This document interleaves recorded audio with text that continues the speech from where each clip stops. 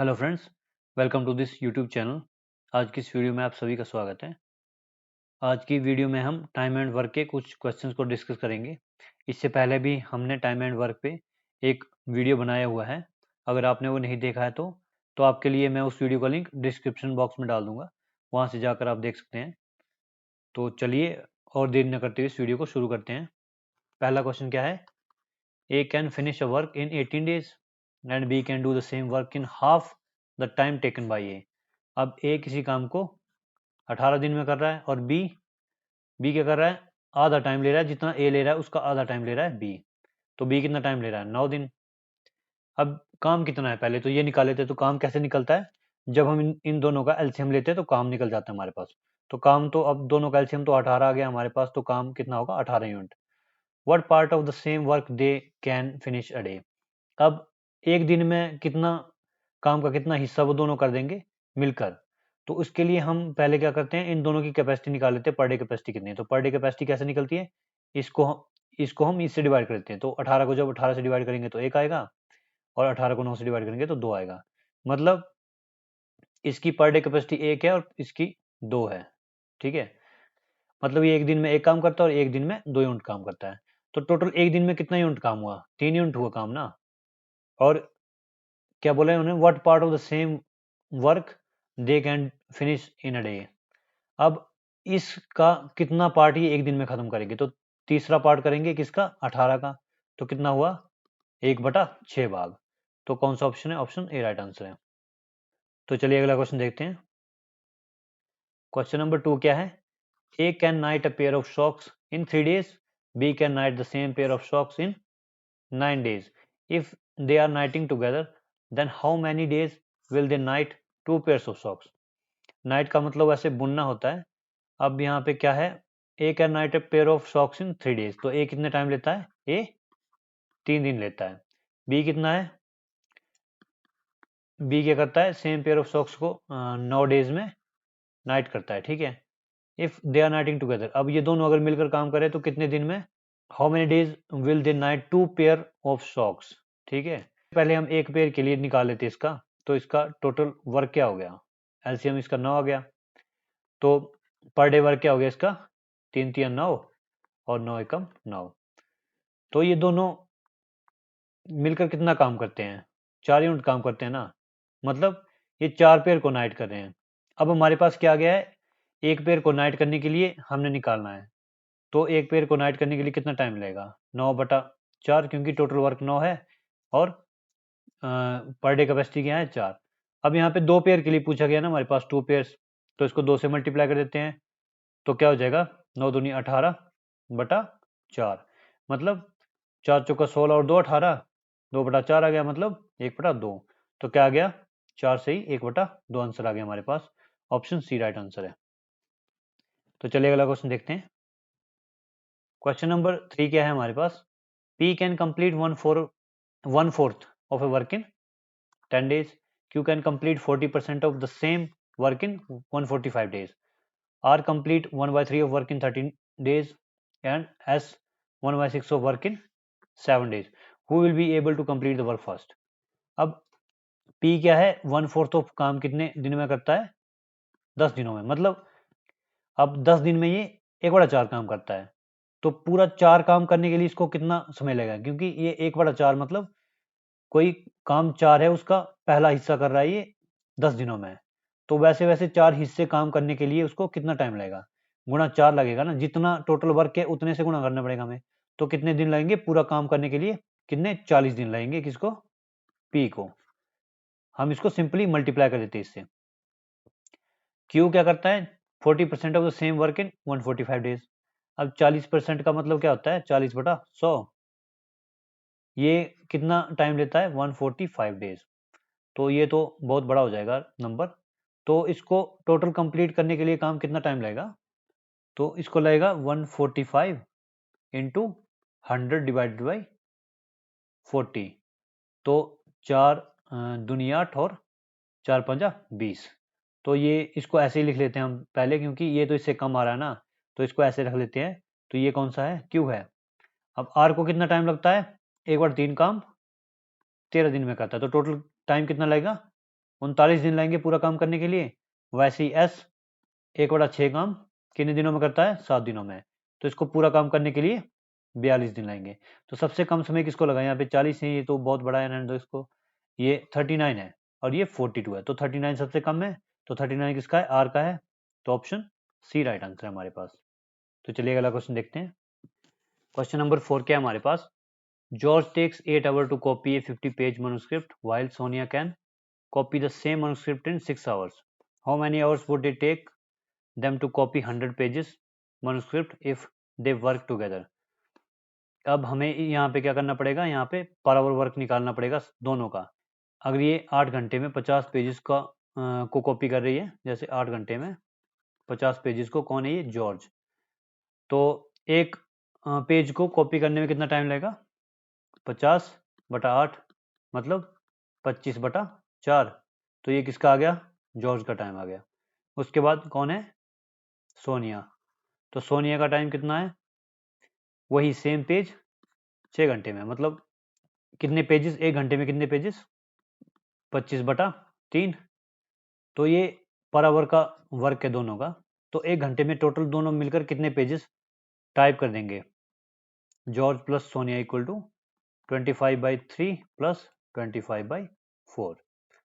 तो यहाँ पे इसको क्रॉस मल्टीप्लिकेशन मेथड से कर लेते हैं। क्या होगा? 25/4 जमा 25/3/4/3। तो ये क्या हो जाएगा? 25 कॉमन आ जाएगा और 4 + 3 हो जाएगा बटा 12। क्या आ जाएगा? 25/7/12। तो 25 × 7 करते हैं तो क्या आता है? 175/12। तो ये पेजेस हैं पर डे के लिए, सॉरी पर आवर के लिए। एक घंटे में इतने पेजेस हो जाएंगे। तो अगर एक घंटे में इतने हो रहे हैं, 100 पेजेस का निकालना है तो कितने घंटे लेंगे? निकल आएगा ना यहाँ से, क्योंकि एक घंटे में इतने पेजेस हो रहे हैं। तो अगर 100 पेजेस के लिए हमें निकालना है तो हमें डिवाइड करना पड़ेगा एक घंटे के पेजेस से। तो एक घंटे में कितने पेजेस हैं? 175/12, 100 × 12/175। तो क्या आ गया? 25 चौका 100, 25 सता 175, 12 चौका 48/7 आ गया। तो कैसे निकलेगा ये? 7 छिका 42, 42 और कितने होते हैं? 48, 6/7। तो कौन सा ऑप्शन है? ऑप्शन ए राइट आंसर है। तो चलिए अगला क्वेश्चन देखते हैं। क्वेश्चन नंबर 5 क्या दिया हमारे पास? A and B together complete a piece of work in T days. If A alone complete a work in T + 3 days and B alone complete a piece of work in T + 12 days, what is T? तो हमें T find करना है। तो इसको हम per day work के method से निकालेंगे। जैसे अभी A और B टुगेदर, इन दोनों का टुगेदर पर डे वर्क क्या है? A + B का। अगर टोटल वर्क T डेज में करते हैं तो पर डे वर्क कितना होगा? 1/T। वैसे ही A अकेले का पर डे वर्क कितना होगा? 1/T + 3। और B अकेले का पर डे वर्क कितना होगा? 1/T + 12। तो अब इसको हम, ये दोनों की वैल्यू को हम इस इक्वेशन में रख देते हैं यहाँ पे। तो क्या हो जाएगा? 1/T + 3 plus 1/T + 12 is equal to 1/T। तो इसको सिंपल क्रॉस मल्टीप्लिकेशन कर देते हैं। T + 12 plus T + 3 divided by T + 3 into T + 12 is equal to 1/T आ गया। तो यहाँ पे 2T प्लस 12 और 3 15 बटा T² प्लस कितना हो जाएगा? 3T प्लस 12T प्लस 36 बराबर 1/T हो जाएगा। ठीक है, तो इसके बाद क्या होगा? इसको क्रॉस मल्टीप्लाई कर देते हैं, इसको यहाँ और इसको यहाँ। तो 2T² प्लस 15T बराबर T² प्लस 3T प्लस 3 और 12T को 15T लिख देते हैं यहाँ पे। 15T प्लस 36 ऊपर वाले को मिटा देते हैं अब। तो आगे क्या होगा? यहाँ पे देखो 15T यहाँ है, 15T यहाँ, ये कैंसिल हो जाएगा और क्या आ जाएगा? 2T² minus T² equal to 36। अब यहाँ पे T² बचेगा, इसकी वैल्यू क्या आ जाएगी? 36 और T क्या हो जाएगा? ±6। अब यहाँ पे देखो T की वैल्यू तो नेगेटिव में तो नहीं हो सकती ना, क्योंकि T वर्क है, वर्क कभी नेगेटिव में नहीं होगा। तो टी की वैल्यू क्या हो जाएगी +6। तो कौन सा ऑप्शन है यहाँ पे? तो ऑप्शन कोई नहीं है, तो नन ऑफ दीज होगा। तो चलिए अगला क्वेश्चन देखते हैं। क्वेश्चन नंबर 6 क्या है? A can do a piece of work in 20 days and B in 40 days। If they work together for 5 days then the fraction of work that is left. अब बचा हुआ काम कितना बचा है? फ्रैक्शन मतलब काम का कितना भाग बच गया है वो हमें निकालना है। तो पहले ए कितने दिन में काम करता है? 20 दिनों में कोई काम कर सकता है, और बी 40 दिनों में। तो काम कितना होगा? इन दोनों का एलसीएम होगा। तो इन दोनों का एलसीएम तो 40 होता है, मतलब ए की कैपेसिटी क्या है 2 और बी की है 1।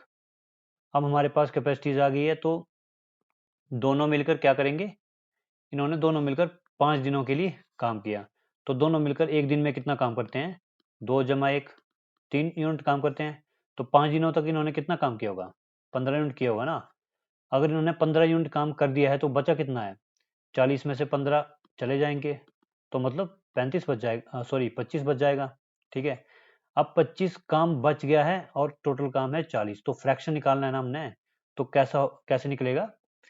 25 को ऊपर लिख लेंगे और 40 को नीचे, क्योंकि 25 बचा हुआ है टोटल 40 काम में से। तो इसको 5 से डिवाइड हो जाएगा, ये 5 पंजा 25 और 5 8 40, मतलब 5/8 भाग बच गया है काम का। तो कौन सा ऑप्शन है? ऑप्शन ए राइट आंसर है। क्वेश्चन नंबर 7 क्या दिया हमारे पास? If there is a reduction in the number of workers in factory in the ratio of 15:11। अब रिडक्शन कितने में हुआ? पहले 15 था, उसके बाद 11 हो गया वर्कर का ratio. In the increment in their wages rate 22:25। पहले वेजेस कितना था जब 15 वर्कर थे? मतलब जब वर्कर का रेशियो 15 था तो वेजेस का रेशियो कितना था? 22। और जब रिड्यूस होके वर्कर का रेशियो 11 हो गया तो वेजेस का रेशियो 25 हो गया। ठीक है, then the ratio by which the total wages of the worker should be decrease this. तो रेशियो क्या निकलेगा इससे? सिंपल रेशियो है। हम क्या कर देंगे, पहले इन दोनों को मल्टीप्लाई करेंगे तो पहले कितना खर्चा होता था वो निकल आएगा ना। ये वेजेस का रेशियो है, मतलब एक पर्सन पे कितना खर्च हो रहा है, और ये टोटल पर्सन का रेशियो है। तो इसको गुणा करते हैं दोनों को। तो 15 को 22 से गुणा करेंगे तो क्या आएगा? 22 को 10 से करेंगे तो 220 आएगा, और 22 को 5 से करेंगे तो 110 आएगा। मतलब कितना हुआ? 330 हो गया। तो 330 आ गया यहाँ पे। और 25 को 10 से करेंगे तो कितना आएगा? 250। और फिर एक बार और 25 जोड़ दो इसमें, तो कितना हो गया? 275। तो ये आ गया 275। तो हमें किस रेशो में डिक्रीज करना पड़ेगा? इसी रेशो में। तो ये अब देखते हैं कब किससे जाता है। पहले तो 5 से ही काटते हैं इसको। 5 छिका 30 और 33, 5 छिका 30 66, और 5 पंजा 25, 2 27 होते हैं, 5 पंजा 25, 55 आ गया। अब 11 से कट जाएगा, 11 छिका 66 और 11 पंजा 55। तो ये 6:5 में डिक्रीज करना पड़ेगा हमें। मतलब अगर 6 पहले वेजेस थी तो अब हमें 5 करनी पड़ेगी। तो कौन सा ऑप्शन है? ऑप्शन ए राइट आंसर है। तो चलिए अगला क्वेश्चन देखते हैं।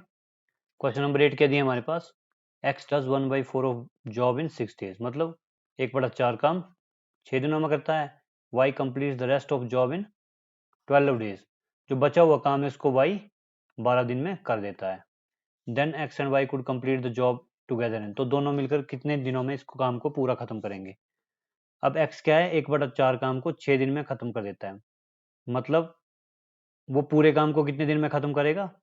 24 दिनों में। तो x की कैपेसिटी कितनी आ गई कि वो एक काम को 24 दिनों में खत्म कर सकता है। क्या दिया गया? अब y completes the rest of the job in 12 days। अब जो काम बचा हुआ है उसको y 12 दिनों में खत्म करता है। जैसे 1/4 है ना, तो 3/4 काम है वो बच गया है, उसको y क्या है 12 दिनों में खत्म कर देता है। तो क्या होगा? y की पर डे कैपेसिटी क्या हो जाएगी? 3 चौका 12 और 4 चौका 16, मतलब y की कैपेसिटी क्या होगी? 16।